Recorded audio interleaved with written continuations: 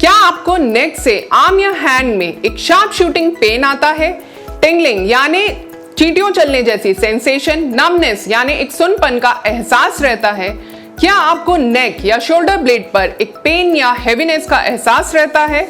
क्या आपको ऐसा लगता है कि आपकी ग्रिप वीक हो गई है और हाथों से सामान छूट जाएगा? ये सभी हो सकता है नेक से आर्म पर जाने वाली नर्व के कंप्रेशन की वजह से। इस कंडीशन को हम कहते हैं पिंच्ड नर्व इन नेक या cervical radiculopathy. Hello friends, welcome to my channel healthy moves. मैं डॉक्टर दीप्ति जैन आज बात करूंगी सर्वाइकल रेडिकुलोपैथी के बारे में। हमारा जो नेक रीजन है उसे हम मेडिकल टर्म्स में सर्वाइकल स्पाइन कहते हैं। ये ऊपर वाला पार्ट जो हमारे स्कल यानी कि खोपड़ी से अटैच्ड होता है। इस पोर्शन से जो हमारा स्पाइन है, दोनों एंड से नर्व रूट्स निकलते हैं जो हमारे आर्म्स और हैंड में जाके सप्लाई करते हैं। तो अगर किसी वजह से इन नर्व रूट के ऊपर अगर कंप्रेशन हो जाए तो हमें आर्म्स में टिंगलिंग, नमनेस, पेन ऐसी फीलिंग्स हो सकती हैं।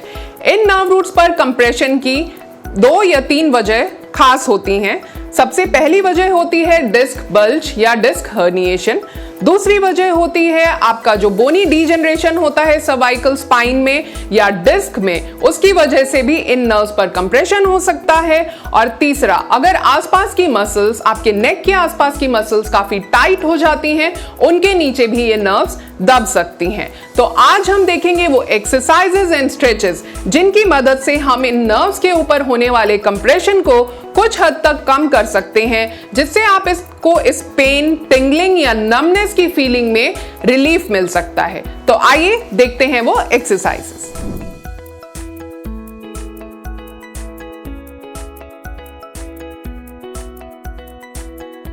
एक्सरसाइजेस स्टार्ट करने से पहले मैं ये जरूर बताना चाहूंगी कि कोई भी नेक कंडीशन की एक्सरसाइज शुरू करने से पहले अपने डॉक्टर या फिजिकल थेरेपिस्ट से मिलकर अपनी नेक कंडीशन का डायग्नोसिस कंफर्म कर लें और उसी के बाद एक्सरसाइजेस शुरू करें।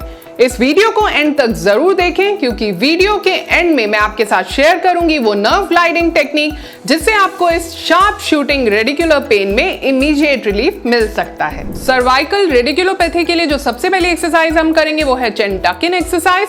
उसके लिए आप अपनी एक फिंगर को रखेंगे अपने चिन पर और अपने चिन को अंदर की तरफ आप पुल करेंगे। उसे आप 5 सेकंड्स होल्ड करेंगे और वापस आएंगे। इनिशियली हो सकता है अगर आप चिन टक इन एक्सरसाइज के साथ यूज टू नहीं हैं, आप नहीं करते एक्सरसाइज, तो आपको ऐसा लगेगा कि चिन का कोई मूवमेंट नहीं हो रहा है या बहुत कम मूवमेंट हो रहा है, बट आप इसे तब भी करें और रिपीटेडली करते रहने के साथ आपको उसमें मूवमेंट दिखने लगेगा, इंप्रूवमेंट आपको फील होने लगेगा। इस एक्सरसाइज को during the day 3 to 4 times आप कर सकते हैं, 5 to 10 रेपिटेशन।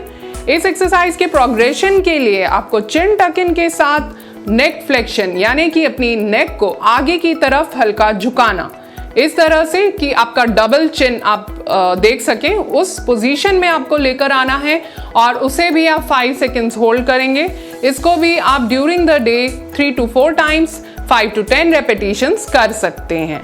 अब जो नेक्स्ट एक्सरसाइज है वो बहुत ही इंपॉर्टेंट एक्सरसाइज है। आपकी जो नर्व्स हैं उनके ऊपर जो एक कंप्रेसिव फोर्स है, जो कंप्रेशन है, उसको रिलीज करने के लिए, जैसा कि मैंने बताया कि कंप्रेशन मोस्टली डिस्क या की वजह से या डिजेनरेटिव चेंजेस की वजह से होता है सर्वाइकल स्पाइन में।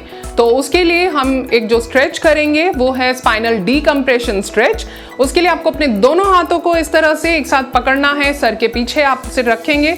जो आपका स्कल का बेस है, जिसे हम कहते हैं ऑक्सीपिट, जहां आपका स्कल खत्म होता है उस जगह पे आप उसे ग्रिप करेंगे इस तरह से और आप अपने हेड को पीछे की तरफ लेकर जाएंगे। अपने हाथों से आप एक ऊपर की तरफ एक ट्रैक्शन फोर्स रखेंगे अपने स्कल के बेस पर और अपने नेक को धीरे धीरे पीछे की तरफ लेकर जाएंगे जहां तक आप कंफर्टेबली ले जा सकें। और इसके आप 3 to 5 रेपिटेशंस कर सकते हैं और इस पोजीशन को आप होल्ड कर सकते हैं 30 सेकेंड्स। इनिशियली अगर आपके लिए 30 सेकेंड्स होल्ड करना पॉसिबल नहीं है तो आप इसको 10 सेकेंड से स्टार्ट करके ग्रेजुअली प्रोग्रेस कर सकते हैं 30 सेकेंड्स की तरफ। इन सभी एक्सरसाइजेस से जो भी मैं आपको बता रही हूँ, इन सभी एक्सरसाइजेस के साथ हमें हमारा मेन एम है सेंट्रलाइजेशन को अचीव करना। सेंट्रलाइजेशन वो फिनोमिना है जिससे कि जो आपके नेक पे नर्व कंप्रेशन की वजह से आर्म में पेन जाने लगा है, उसको हम कोशिश करेंगे कि धीरे धीरे वो वापस पीछे की तरफ जाते हुए कंप्लीटली सेटल हो जाए।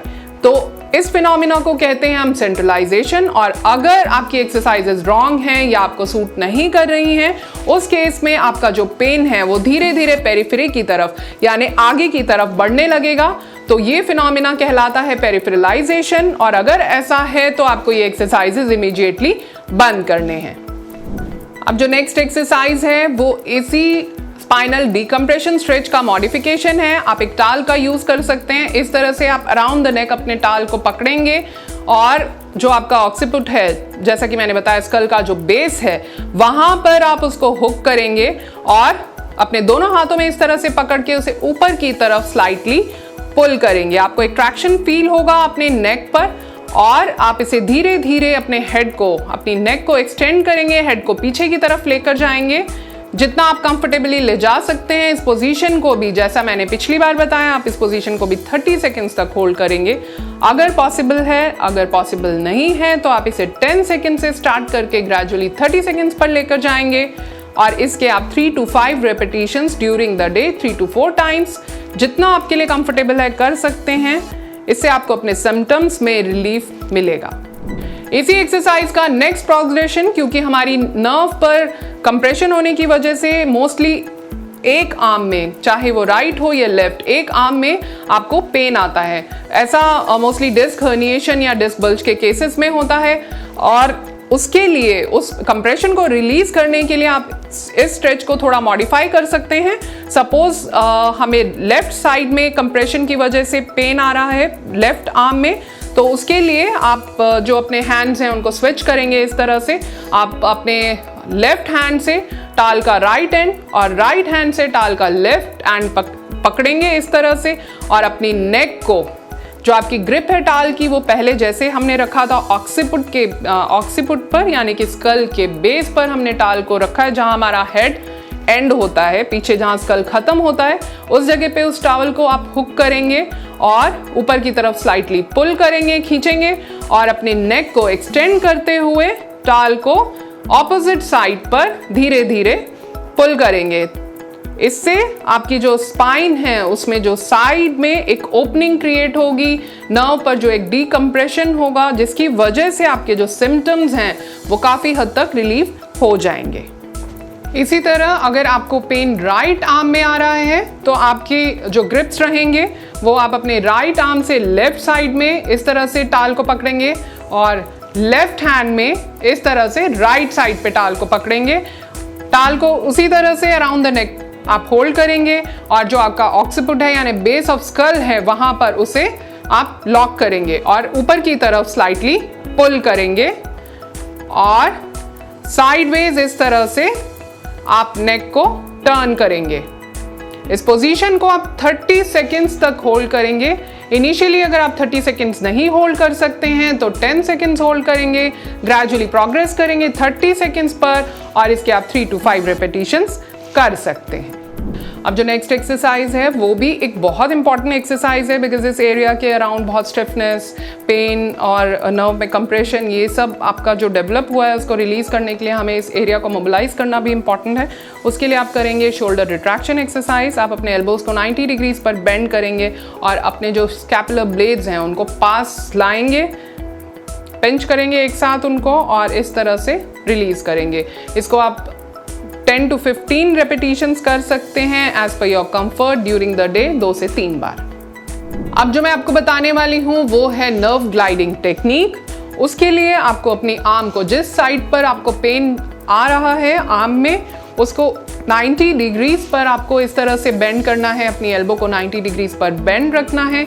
इनिशियली रेडिकुलोपैथी के साथ कभी कभी पेन इतना ज़्यादा होता है कि पेशेंट 90 डिग्रीज पर अपनी आर्म को नहीं उठा पाता, तो आप जो अपनी आर्म है उसको स्लाइटली नीचे भी रख सकते हैं, जितना आप कंफर्टेबली उसको उठा सकें, पर प्रेफरेबली आप उसे अगर 90 डिग्रीज पर उठाएंगे तो बेटर रहेगा।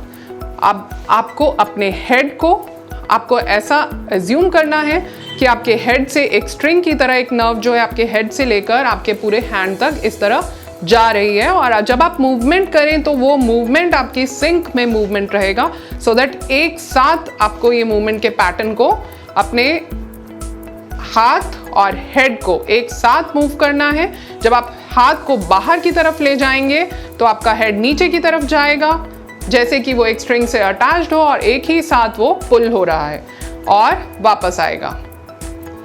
जब हेड नीचे जाएगा तो हाथ नीचे जाएगा, जब हाथ ऊपर आएगा तो हेड ऊपर आएगा। इस मूवमेंट पैटर्न को आप 10 to 15 टाइम्स रिपीट कर सकते हैं। इनिशियली जब आप इसको स्टार्ट करेंगे तो थोड़ी टिंगलिंग या नमनेस आपको अपनी हैंड में फील हो सकती है, बट वो 3 to 4 रिपीटेशंस के साथ ग्रेजुअली कम होनी चाहिए।